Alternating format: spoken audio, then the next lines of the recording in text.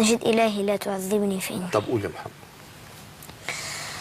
إلهي لا تعذبني فإني مقر بالذي قد كان مني، فما لي حيلة إلا رجائي لعفوك إن عفوت وحسن ظني، فبين يدي محتسب طويل كأني قد دعيت له كأني، وكم زلة لي في الخطايا وأنت علي ذو فضل ومن،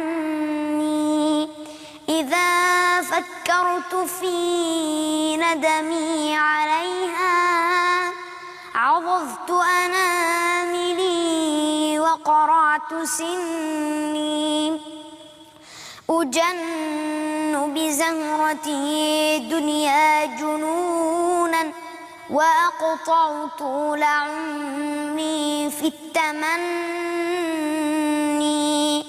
يظن